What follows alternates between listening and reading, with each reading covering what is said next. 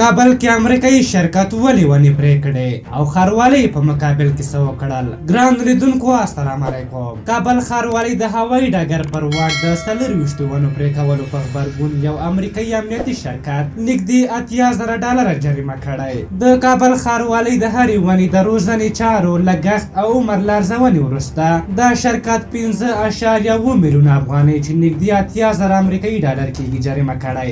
د کابل ښاروالۍ د زرغونتیا د برخې مشر شیرشاه میري وایي د امنیتي تالاشۍ په خاطر دا کار له امنیتي بنسټونو سره په همغږۍ خو د ښاروالۍ سره په بې همغږۍ ترسره شوی دی.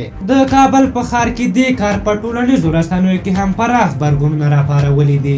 د سیمې اوسېدونکي هم نن پنجشنبې په ورځ د اعتراض په غبرګون دې واټ ته راوتلي وو چې له دې سره د دې شرکت چارې هم د سیمې د اوسېدونکو له اعتراضونو وروسته ځنډول شوي دي. د کابل ښاروالۍ دا مني چې ونې پرې کوونکي د ښاروالۍ لباس څخه په استفادې دا کار کړی، خو وایي دوی پکې نه دي ښکېل او اوس دلته د سکینرو جوړولو چارې هم درول شوي دي. د لکي ډیانا په نوم امریکایي شرکت تر اوسه په دې اړه څه نه دي ویلي، خو د کابل امنیه قومندان روشندیل ویلي